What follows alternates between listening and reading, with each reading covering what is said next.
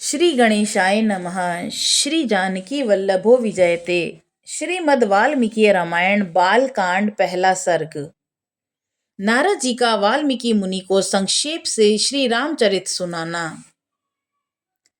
तपस्वी वाल्मीकि जी ने तपस्या स्वाध्याय में लगे हुए विद्वानों में श्रेष्ठ मुनिवर नारद जी से पूछा, मुने, इस संसार में गुणवान, वीर्यवान, धर्मज्ञ, उपकार मानने वाला, सत्यवक्ता और दृढ़ प्रतिज्ञा कौन है?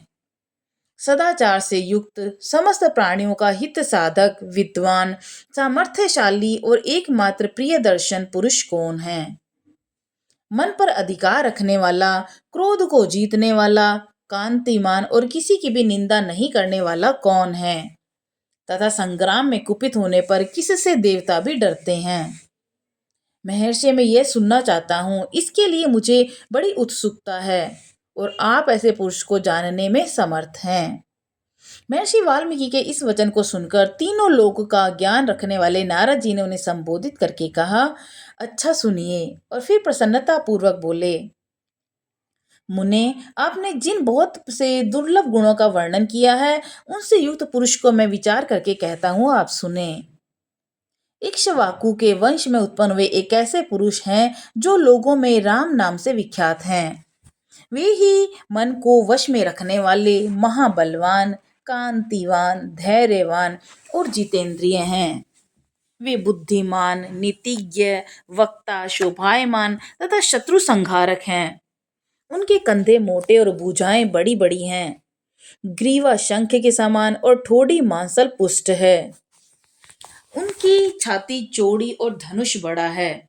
गले के नीचे की हड्डी मांस से छिपी हुई है। वे शत्रुओं का दमन करने वाले हैं। भुजाएं घुटने तक लंबी हैं और मस्तक सुंदर है। ललाट भव्य है और चाल मनोहर है। उनका शरीर अधिक ऊंचा या नाटा न होकर मध्यम और सुडौल है। देह का रंग चिकना है। वे बड़े प्रतापी हैं। उनका वक्ष स्थल भरा हुआ है। आंखें बड़ी बड़ी हैं। वे शोभायमान तथा शुभ लक्षणों से संपन्न हैं। धर्म के ज्ञाता, सत्य प्रतिज्ञ तथा राजा के प्रति, प्रजा के प्रति हित साधन में लगे रहने वाले हैं। वे यशस्वी, ज्ञानी, पवित्र, जितेंद्रिय तथा मन को एकाग्र रखने वाले हैं।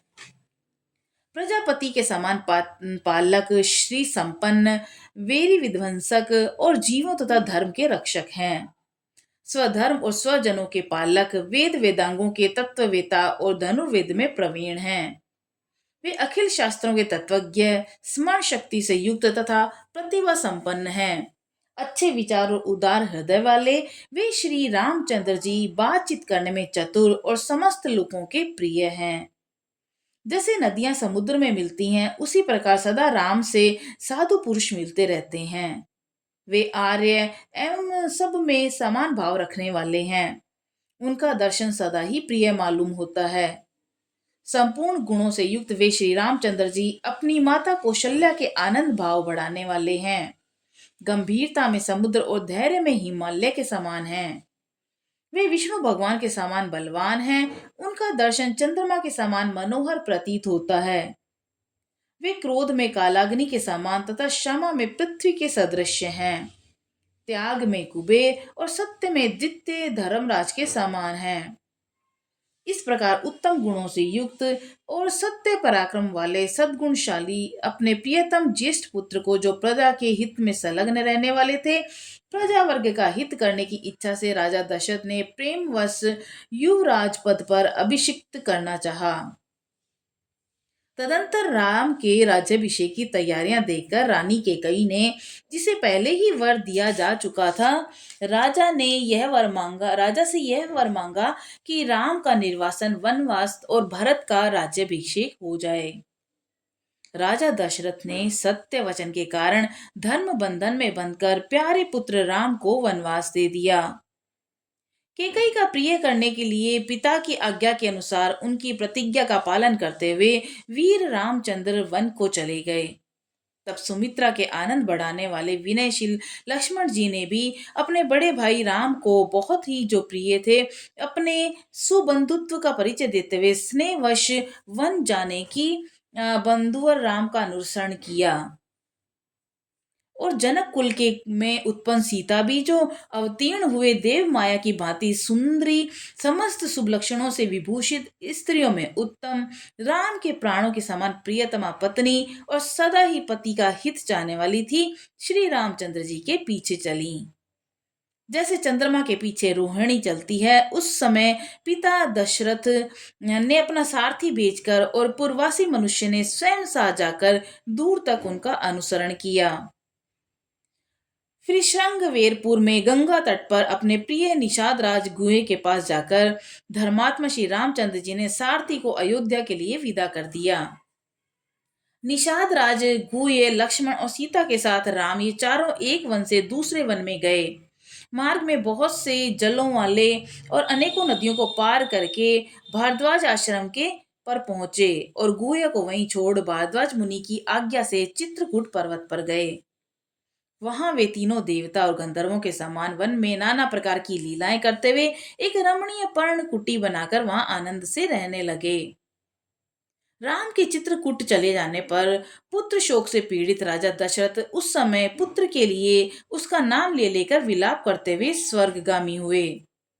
उनके स्वर्ग गमन के पश्चात वशिष्ठ आदि प्रमुख ब्राह्मणों द्वारा राज्य संचालन के लिए नियुक्त किए जाने पर भी महाबलशाली और वीर भरत ने राज्य की कामना न करके पूज्य राम को प्रसन्न करने के लिए वन को ही प्रस्थान किया। वहां पहुंचकर सद्भावना से युक्त भरत जी ने अपने बड़े भाई सत्य पराक्रमी महात्मा राम जी से याचना की और यूं कहा, धर्मज्ञ आप ही राजा हों। परंतु महान यशस्वी परम उदार प्रसन्न मुख महाबली राम जी ने पिता के आदेश का पालन करते हुए राज्य की अभिलाषा न की और उन भरत अग्रज ने राज्य के लिए चिन्ह रूप में अपनी खड़ाओं भारत को देकर उन्हें बार बार आग्रह कर कर लौटा दिया। अपनी अपूर्ण इच्छा को लेकर भरत ने राम के चरणों का स्पर्श किया और राम के आगमन की प्रतीक्षा करते हुए वे नंदीग्राम में राज्य करने लगे। भरत के लौट जाने पर सत्य प्रतिज्ञ जितेंद्रिय श्री रामचंद्र जी ने वहां पर पुण्य नागरिक जनों का आना जाना देखकर उनसे बचने के लिए एकाग्र भाव से दंडकारण्य में प्रवेश किया। उस महान वन में पहुंचने पर कमल लोचन राम ने विराध नामक राक्षस को मारकर शरभंग, सुतीक्ष्ण, अगस्त्य मुनि तथा अगस्त्य के भ्राता का दर्शन किया। फिर अगस्त्य मुनि के कहने से उन्होंने इंद्रधनुष, एक खंग और दो तुणीर जिनमें बाण कभी नहीं घटती थे प्रसन्नता पूर्वक ग्रहण किया। एक दिन वन में वनचरों के साथ रहने वाले श्री राम के पास असुर और राक्षसों के वध के लिए निवेदन करने की वहां सभी ऋषि आए। उस समय वन में श्री राम जी ने दंडक कारणवासी अग्नि के समान तेजस्वी उन ऋषियों को राक्षसों के मारने का वचन दिया और संग्राम में उनके वध की प्रतिज्ञा की। वहां पर ही रहते हुए श्री राम जी ने इच्छा अनुसार रूप बनाने वाली जन्म स्थान निवासिनी शूर्पणखा नामक राक्षसी को लक्ष्मण के द्वारा उसकी नाक काटकर कुरूप कर दिया। तब शूर्पणखा के कहने से चढ़ाई करने वाली सभी राक्षसों और खर दूषण तिश्रा और अपने और उनके पृष्ठ शोषक असुरों को राम जी ने युद्ध में मार डाला। उस वन में निवास करते उन्होंने जन स्थानवासी 14,000 राक्षसों का वध किया। उसके बाद अपने कुटुंब का वध सुनकर रावण नामक राक्षस क्रोध से मूर्छित हो उठा और उसने मारीच राक्षस से सहायता मांगी। यद्यपि मारीच ने यह कहकर कहा कि रावण, उस बलवान राम के साथ तुम्हारा विरोध ठीक नहीं। रावण को अनेकों बार मना किया, परंतु काल की प्रेरणा से रावण ने मारीच के वाक्यों को टाल दिया और उसके साथ ही राम के आश्रम पर गया। मायावी मारीच के द्वारा उसने दोनों राजकुमारों को आश्रम से दूर हटा दिया और स्वयं राम की पत्नी सीता का अपहरण कर लिया। जाते समय मार्ग में विघ्न डालने के कारण उसने जटायु नामक गिद्ध का वध किया। उसके पश्चात जटायु को आहत देकर उसी के मुख से सीता का हरण सुनकर श्री रामचंद्र जी शोक से पीड़ित होकर विलाप करने लगे। उस समय उनकी सभी इंद्रियां व्याकुल हो उठी। फिर उसी शोक में पड़े हुए उन्होंने जटायु गिर्द का अग्नि संस्कार किया और वन में सीता जी को ढूंढते हुए कबंद नामक राक्षस को देखा, जो शरीर से विकृत तथा भयंकर दिखने वाला था। महाबाहु राम ने उसे मारकर उसका भी दाह किया और उसको स्वर्ग को भेजा। जाते समय उसने श्री राम जी से धर्मचारिणी शबरी का पता बतलाया और कहा, रघुनंदन, आप धर्मपरायण सन्यासिनी शबरी के आश्रम पर जाइए।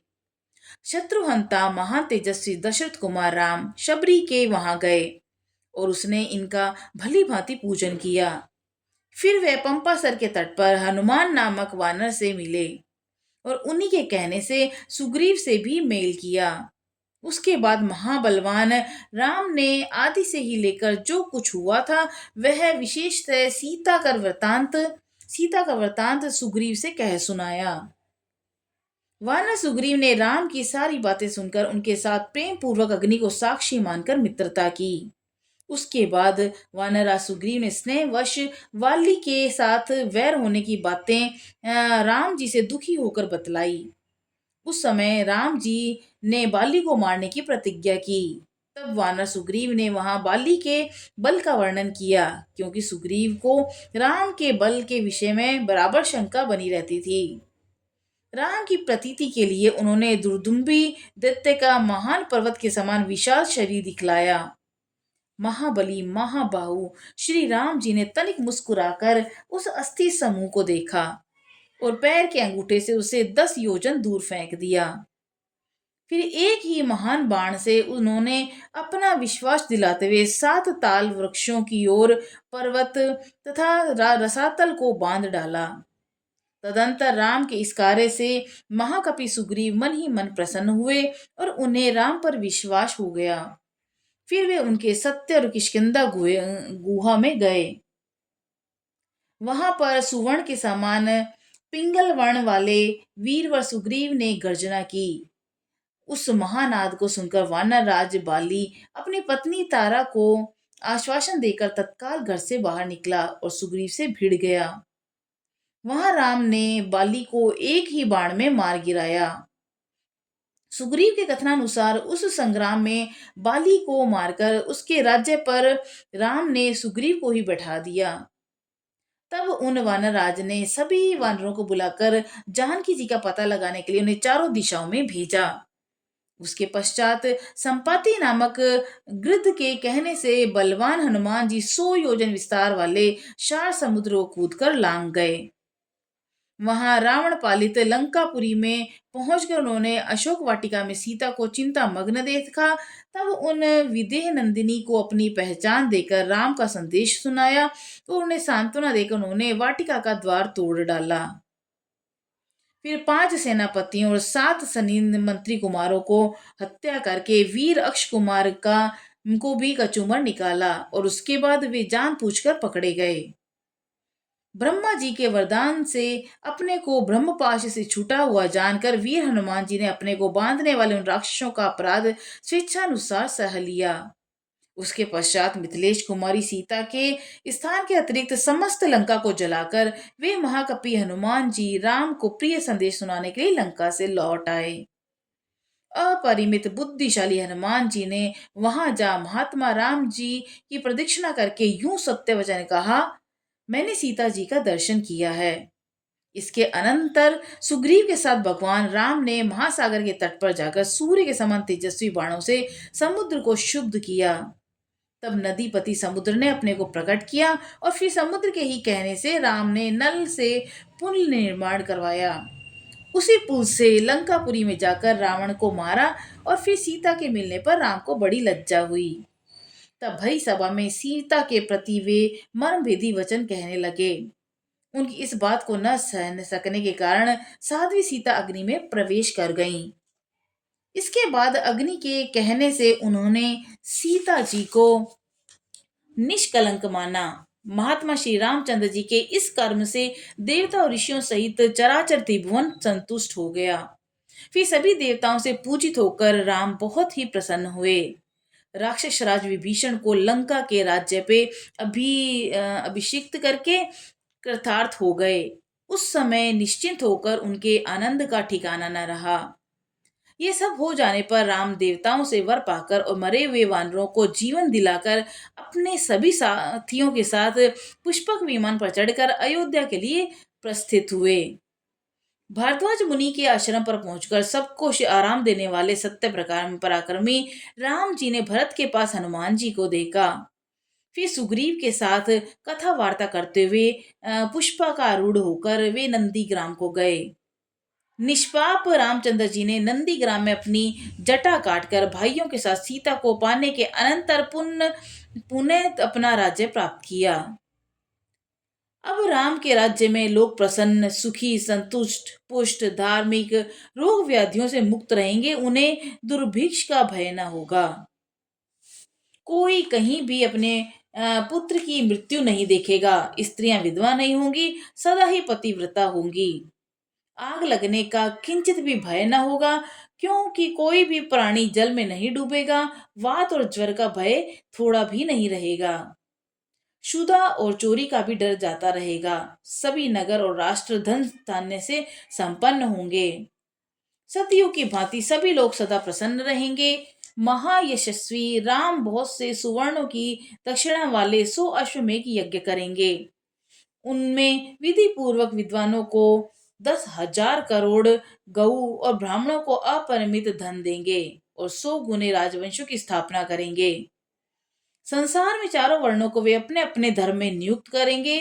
फिर 11,000 वर्षों तक राज्य करके अनंतर श्री रामचंद्र जी अपने परम धाम को पधारेंगे। वेदों के समान पवित्र, पाप नाशक, पुण्यमय इस रामचरित को जो पढ़ेगा वह सब पापों से मुक्त हो जाएगा। आयु बढ़ाने वाली इस रामायण कथा को पढ़ने वाला मनुष्य मृत्यु के अनंतर पुत्र पौत्र अन्य परिजन वर्ग के साथ ही स्वर्गलोक में प्रतिष्ठित होगा। इसे ब्राह्मण पढ़े तो विद्वान हो, क्षत्रिय पढ़े तो पृथ्वी का राज्य प्राप्त करे, वैश्य को व्यापार में लाभ हो और शूद्र भी प्रतिष्ठा को प्राप्त करे। इस प्रकार श्री वाल्मीकि निर्मित आश्रय रामायण आदि काव्य के बाल कांड में पहला सर्ग पूरा हुआ। बोलो सियावर रामचंद्र जी की जय, पवन सुत हनुमान जी की जय।